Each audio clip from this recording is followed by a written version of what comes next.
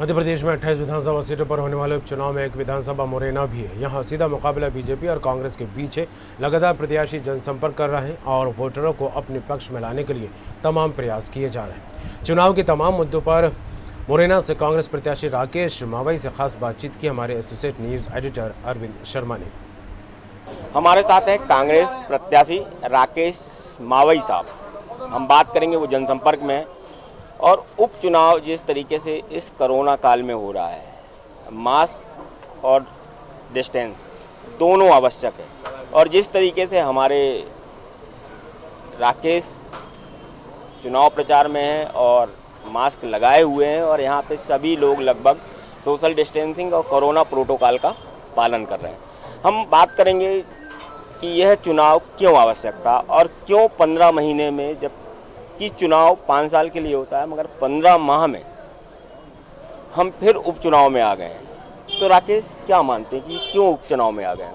देखिए, इसको तो शिवराज कह सकते हैं, शिवराज सिंह जी, सिंधिया जी कह सकते हैं, और जो सरकार को गिराने वाले विधायक कह सकते हैं कि ये उपचुनाव क्यों आया। मध्य प्रदेश की जनता जानती है, मुरैना की जनता जानती है कि ये चुनाव क्यों आया है, और इसका परिणाम जो मध्य प्रदेश, जो मुरैना के चंबल मुरैना के नाम को इन्होंने बदनाम करने की जो कोशिश की है, इसका परिणाम उनको आने वाले 3 तारीख को मिल जाएगा। क्योंकि सबको मालूम है कि ये सरकार आदरणीय कमलनाथ जी की अच्छा कार्य कर रही थी, विधायकों की और सब इनका अच्छा बोलबाला था। जब जब विधायक चाहते कमलनाथ जी से मिल सकते थे। आदरणीय कमलनाथ जी ने विधायकों को अपने विधानसभा में मुख्यमंत्री की हैसियत से उनको काम करने की छूट दी थी, लेकिन ये लक्ष्मी ऐसी होती है कि अच्छे अच्छों को गिरा देती है, और इन लक्ष्मी ने इनको गिरा दिया और इन्होंने अपने आप को बेच के भारतीय जनता पार्टी की झोली में पहुंच गए थे। इसलिए ये उपचुनाव है, क्योंकि मुरैना की जनता ने तो उनको 5 वर्ष के लिए मैंडेट दिया। अब ये जाते हैं तो मुरैना की जनता पूछ रही है कि भैया आप क्यों आए हैं? हमने तो आपको बना दिया 5 वर्ष के लिए, आपने इस्तीफा दिया है, आप क्यों आए हैं? हमारे यहाँ कोई गुंजाइश नहीं है आपके। तो निश्चित तौर पे मान के चलिए कि मुरैना की जनता इनको घर बैठाने का कार्य करेगी।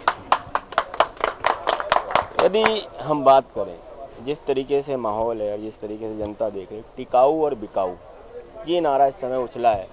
गद्दार और वफादार, गद्दार और वफादार, टिकाऊ और बिकाऊ, क्या मानते हैं आप, क्या है? देखिए, टिकाऊ और बिकाऊ, टिकाऊ आपके सामने खड़े हैं और बिकाऊ चले गए, गद्दार चले गए, वफादार आपके सामने।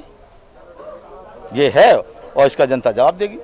कौन टिकाऊ है, कौन गद्दार है, कौन बिकाऊ है, ये पूरे इस विधानसभा की जनता अच्छी तरह जानती है। टिकाऊ खड़े हैं, बिकाऊ चले गए, वफादार खड़े हैं और गद्दार चले गए। यदि आप जीतते हैं और सरकार कमलनाथ की लौटती है, तो ऐसे क्या काम होंगे जो आप तुरंत करना चाहेंगे इस क्षेत्र के लिए? देखिए, निश्चित तौर पर मेरा विधानसभावाज वचन पत्र है। उस वचन पत्र में तमाम ऐसी योजना है, तमाम ऐसे कार्य हैं जिसको मैं करूँगा। जिस प्रकार से वर्तमान हालत जो शहर की बहुत खराब पड़ी है, खराब का मतलब ये है कि जहाँ देखे तहाँ सड़क टूटी पड़ी हैं और वहाँ देखे तहाँ नली टूटी पड़ी हैं और सब में धूरा की धूरा हो रही है।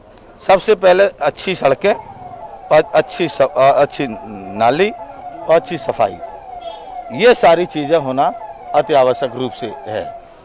इसके अलावा हमने, हमारी सरकार उसमें आती है, कमलनाथ जी मुख्यमंत्री बनते हैं, तो हम आपको निश्चित तौर पर, हम आपको मुरैना के लिए हम मेडिकल कॉलेज की स्थापना करेंगे और मेडिकल कॉलेज खुलवाएंगे। ये बहुत बड़ी सौगात होगी इस क्षेत्र के लिए। जिस तरीके से अपराध है, तो अपराध पे 15 साल शिवराज जी सरकार में थे, क्या उसमें क्या हुआ कि मतलब अपराध क्यों नहीं घट रहे हैं मुरैना में? देखिए, मैं आपको बताऊं, ये सरकार का काम है, प्रशासन का काम है। सरकार किसकी 15 साल रही है ना, प्रशासन किसका 15 साल रहा, ये तो जवाब वही देंगे कि क्यों अपराध नहीं घट पा रहे।